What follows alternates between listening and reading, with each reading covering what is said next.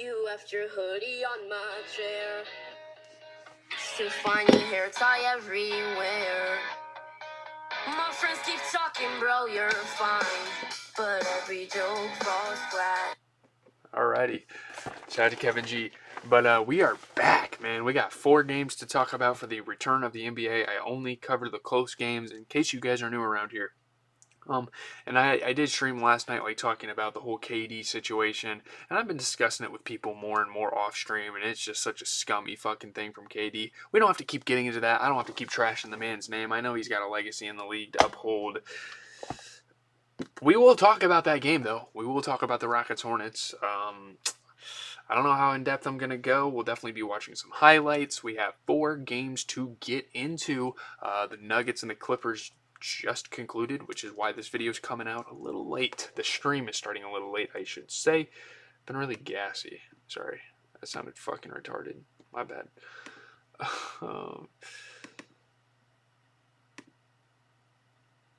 Okay, what do we got now? Here we go. Jamal Murray missed free throw. I was trying to look up the one that he missed in the game that just concluded, but it's fine. We'll get into... I'm not going to talk about my Celtics. We handled them fucking Warriors, boy. Let's go. No Curry. Easy dubs. The Rockets get a win over the Hornets, who are trying to get over the hump, coming out of All-Star break. So that is very interesting. Kevin Durant scored 35. Obviously, a lot of controversy surrounding his name, but you can't deny it. He is still hooping for the Rockets, and the Rockets are still looking to contend for a championship. They hold on. They win by 4. KD... Huge big-time free throws with 3 seconds left in the game. Insane scoring tonight. Very efficient as well. We'll get into the highlights here in a second. Yeah, Kevin Durant. Nobody in, like, the popular media is really talking about this whole burner situation, which is a little strange to me. I feel like a lot of people are sweeping it under the rug, but that's fine. KD delayed the tip-off to switch basketballs. That's interesting. But obviously they have to go against guys like Knuckle. This is a very good young Charlotte team, so that's why it was a close game. He was hitting threes time and time again. Those shitty jerseys ain't, I don't know. Those shitty jerseys ain't going to win you much, but I actually don't mind them, so. No headphones for tonight. I just got done listening to music. Again, I am so sorry to all of my music fans. If you are disappointed in me not covering Skywater this week, I know I should be a much more of a fan of the underground scene. I just wanted to listen to Concrete Boys and chill out and get this video out to you guys as well. And have time to work on my review for One Battle After Another. I just watched that with Leonardo DiCaprio, Chase Infinity, Tiana Taylor, Sean Penn, Benicio del Toro. That is a great cast. I'm going to be talking about that movie. I'm going to be very positive about it as well. Yes. Okay. Might even record that by the end of the night. We shall see. Kevin Durant here. Back him down, dog. Oh, yeah. That's his spot. You can't let him get that far down the baseline. Oh, the video quality might be shit. Dude, I feel so bad for Skywater, bro. I guess it doesn't matter. Grant Williams actually played really fucking good this game.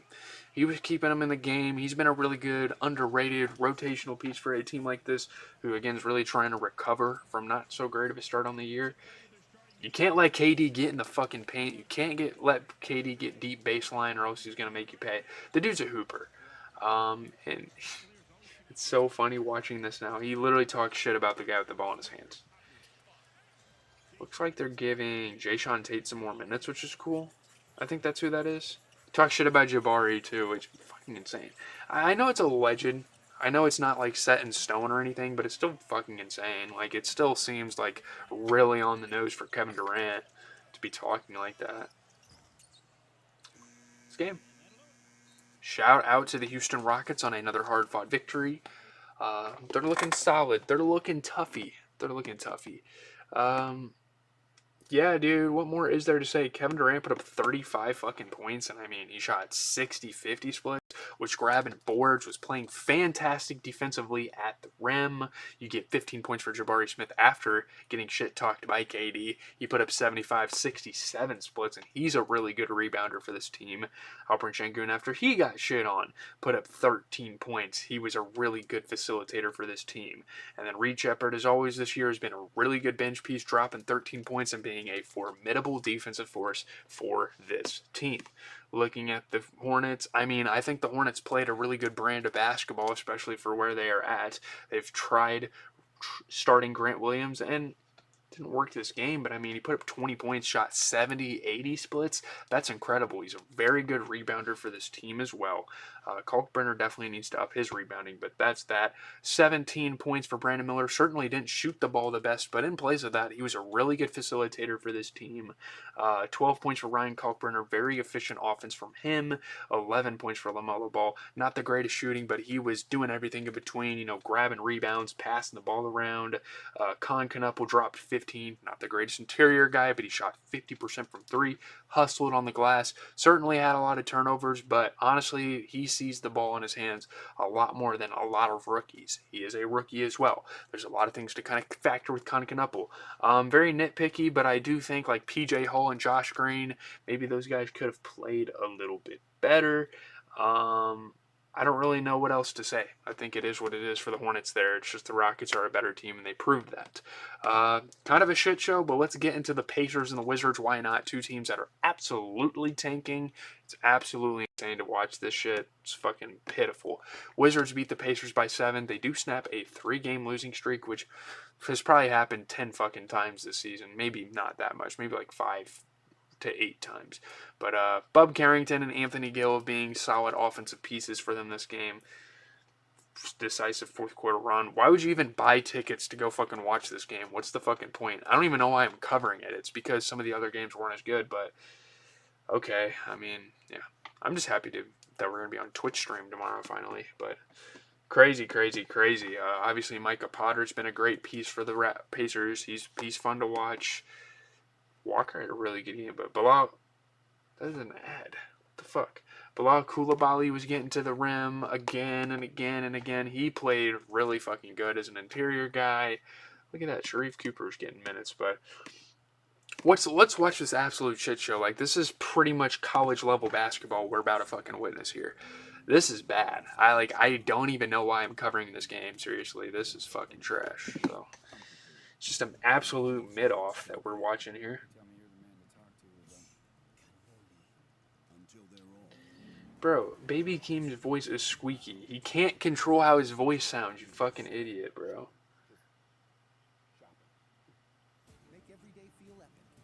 Oh my god, why are people gassing that album, bro? That Baby Keem album was not that good, bro. I like a couple songs, like the production's great. Inactive tonight, of course. Everyone's inactive, but like a couple young guys that they've been using. Trae Young's not playing. Anthony Davis isn't playing. Alex Sarr isn't playing. Cam Whitmore's not playing. Like, bruh, what's the fucking point? It is shameless. Like, a lot of people pointed out to me, dude, it is absolutely shameless. Oh, Micah Potter. That's a really good pass, though. Who's that weak? Who is that weak ass number 4? Why is he playing, bro? Who's this? This motherfucker sucks, bro. Who is that? Anthony Gill. Okay. Is AD like on the bench watching the games, bro? Where the fuck you at, AD? You're not even in the building, bro. What? Trae there? Why are you? Hey, Trae getting kind of hyped though. I like it. It's nice chemistry building. I'm sure they're having like team bonding and stuff in between games. So, listen, I know some of the moves they made are going to be pretty short term in terms of the success, but I think Washington could be a really awesome team to watch next year. They do have a win now mentality, but that could help guys like Alex Sarr develop quicker. So we'll see how it goes. The Pacers lose the game. 19 and 14 out of Jarris Walker. Certainly didn't shoot the ball the best and certainly turned the ball over a lot. But he was kind of their primary ball handler for the game, and he was passing the ball at a high level. He was playing really good defense. I don't know, 15 for J. Huff. Didn't shoot the ball the greatest, but he's a fantastic rebounder and a fantastic at-the-rim defender and continues to do that this year. 15 for Ben Shepherd, really good game, 75% shooting, really good defensive guy as well. They got a lot of good young defensive players. 14 off the bench for Micah Potter, fuck. That's very close. He shot 50% and was a really good rebounder. You get 12 out of Kobe Brown. Certainly struggled a little inside, but he shot 50% from 3. He's another really good rebounder. He came from the Clippers with that Zubac trade. You get 16 out of Talon Peter. Who the fuck is that? Not the greatest interior, but he's a solid 3-point shooter, and he was grabbing some rebounds. Aaron Neesmith, what the fuck is going on with that? Whatever. Did fucking nothing productive for this goddamn team. They gave minutes to the right guys, though. I mean, like Kobe Brown, Micah Potter, Talon Peter, we talked about. I guess Cam Jones could certainly get some more minutes. He's been fun to watch, so we'll see what happens there. The Wizards get a 12-point performance for Tristan Vukcevic, who shot 67% from three. Really good rebounding. He was fantastic defensively on the perimeter. Again, a lot of young defense in this game.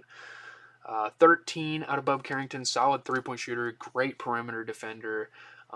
12 out of Bilal Coulibaly, another solid 3-point shooter, another great defender. 10 points for Trey Johnson. Really good hustling on the glass. You get 13 off the bench for Anthony Gill, shot 67%, including a made three. He was hustling on the glass. You get 13 out of Kadari Richmond. By the way, number 4 on the Pacers is Talon Peter, who, yeah, I don't even know what fucking college did he go to. Liberty. Jesus Christ. Fucking hell. That's an American conference school. That's bad. Kadari Richmond, yeah, 13 points, solid rebounding. You get 13 out of Jaden Hardy, who they just picked up, and right? Yeah, 50% 3-point shooting. He was solid. There's really not much else to say. Yeah, he was in the trade with Anthony Davis, so there you go. I think tomorrow I will definitely be watching a lot more hoops, but I guess we can continue on here. Continue on our roll here as Toronto takes down Chicago. Chicago, kind of a team trying to get over a hump here. They've been battling all season for it. They're a really good home team, but they struggle otherwise. Not really much to talk about here. Raptors return from the All-Star break. They beat the Bulls by 9. Raptors very much looking to contend for a title. I know some people don't look at their season that way, but they have been quietly playing really good basketball. Obviously, fantastic offense out of a guy from Brandon Ingram, who just got his first All-Star nod. They return with a victory, man. I like to see it. There's not a lot to talk about here. We can just kind of get into the box score, talk about the last game. Really just phenomenal game here for Toronto. 31 points for Brandon Ingram. He shot 60% from three. He was grabbing boards. He was passing the ball, playing really good defense throughout. 13 for RJ Barrett, solid 3-point shooter, really good rebounding. You get 14 for Scotty Barnes, really good rebounding, really good passing. Certainly turns the ball over a lot, but that is a major ball handler for this team, and he is fantastic defensively. You get 11 points for Colin Murray-Boyles, who shot 80%, was a really good rebounder. You get 14 out of Emmanuel Quickley, who's a really good perimeter guy at that guard position for them. 14 for Jacoby Walter. He shot 40% from three. He's another really good perimeter player for them. Looking at the Bulls are kind of blowing it up. They have a lot of stuff they're trying to figure out. 16 for Isaac Okoro. He actually played really well, I guess, without Vucevic and Kobe White. He's getting more of an elevated role offensively. He shot 50-60 splits, was hustling on the glass. You get 20 points for Anthony Simons. Certainly struggled inside, but he is still a formidable 3-point shooter. You get 11 off the bench for Colin Sexton, who shot 50% from three. You get 12 for Trey Jones. Made a three this game. Was a really good facilitator for that bench squad. Montes Buzelis, a little boozy vert. I love him as a rebounder, but other than that, he is definitely struggling out there, and he gets a lot of minutes to struggle. You could have played literally anyone on this bench. We talked about Colin Sexton. We talked about Trey Jones. They have a really good bench squad, too good of a bench squad to be as top-heavy with the rotation as they are. I think Billy Donovan is still the coach of the Bulls, if I'm not mistaken. Let me go take a look at that real quick. I do think it is still Billy Donovan, which is kind of crazy. I don't know how he's still the coach. I feel like he should have been fired, but they consistently make the plans, so maybe they're not that bad. Whatever, bro. Compared to what they were in the 90s, though, like, let's be honest. Like we talked about Colin Sexton and Trey Jones, but like they have Gershon Yabusele, who's a solid 3-point shooter and a really good rebounder.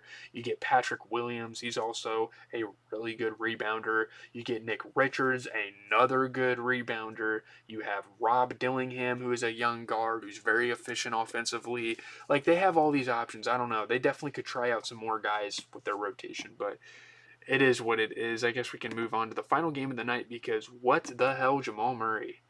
Jamal fucking Murray, dude. I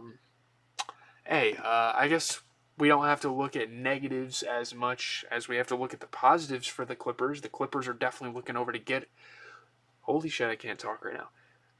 Clippers are looking to get over a hump here. They beat a absolutely elite road team here with Benedict Mathurin, their newest pickup, dropping 38 points in his Clippers home debut. They might have to put him in the starting lineup, but then again, I guess when he was in Indiana, he definitely worked as a bench player. They get a 1-point victory. Great. It's a great face-off. You know, obviously Jamal Murray made it tough. Obviously, he also kind of lost them the game at the end of the day because he missed the free throw to go to OT. But, like, Brook Lopez being a really good at-the-rim player and just using his size again and again. Benedict Mathurin being young and athletic. Just run the Hardens there. There were some fights, which is whatever. Jonas Valanciunas a bit of a hothead. But I don't really have much to talk about. This game kind of just ended, so there's not a whole lot of intel on anything. You look at the Nuggets here. Cam Johnson drops 18 points. He shot 50% from the field. Don't love him as a three-point shooter right now, but other than that, 22 and 17 for Jokic. And he turns the ball over a lot, and certainly he's not the most efficient recently, but he is very good at passing the rock around. You get 20 for Jamal Murray. Kind of struggled inside, but shot 40% from three. Missed that one free throw, but doing a little bit of everything. He was a rebounder, he was a passer, he was a really good defender for these guys. You get 18 points for Julian Strawther, really good game with 60% three-point shooting. He was just nailing threes left and right. You get 19 off the end of the bench with Bruce Brown, 67-60 splits. Fantastic performance, really good rebounding, really good passing. I don't know. Christian Braun, man. I love him as a defender. I think he's a very efficient inside player, especially for a guard. But I do think you need to slide a guy like Bruce Brown some more minutes for that offensive oomph that they really need. I don't know. Christian Braun, I know he's kind of coming back from some stuff. Certainly struggled this game, I would say. You look at the Clippers. They still have Kawhi. It's not like they completely fucking blew everything up by getting rid of Harden. Let's not take it there. They get the win here. 23 points for Kawhi Leonard coming off of a really awesome All-Star weekend. 11 and 12 for John Collins. He shot 50%. He's a really good athletic at-the-rim defender. You get 22 for D-double-J. I mean, that's awesome. I love to see that. And you get 38 off the end of the bench for Benedict Mathurin. He's a solid three-point shooter. He can hustle on the glass. He hustles everywhere. He gets on the loose ball. He plays well on the perimeter. He's a really dope young player. Really awesome pickup here for the LA Clippers. I guess we can kind of preview the games coming on tomorrow. I like what the Hornets are doing. I respect them. I think they can try to get over a hump, still have a chance, but they're playing a team like Cleveland. I think Cleveland's going to smack them around, especially with James Harden. Completely outmatched in a game like that. Another mid-off between Indiana and Washington. Who fucking cares? Memphis, kind of a tanking team versus a lottery squad in the Jazz. I guess the Grizzlies could try to make a comeback on this season. They have a little more of a chance than the Jazz do, and the Jazz are probably going to continuously, shamelessly tank because they said Jaren Jackson set out for the year with surgery. I think Miami is going to take down the Hawks. I think Minnesota is absolutely going to destroy a tanking team like Dallas. And if it makes Bucks fans feel any better, you have the Pelicans coming up, and I know they still have a chance to kind of make it over that hump for the year, so that would be a good way to do it. Thunder are absolutely going to massacre with an easy win over the Nets. They've already secured themselves a really good season, and they're just going to continue. Again, I respect the Clippers, but they're coming up in this battle of LA. It's certainly going to be a fun game. You know, Kawhi and LeBron has always been fun in this LA rivalry over the years, but give me LA easily. And same thing with Portland. I like what they're doing, but give me Denver easily. I know Denver just had a tough loss, but dude, they're going to come out for blood. They're going to take down Portland. And that is the unfortunate thing of it.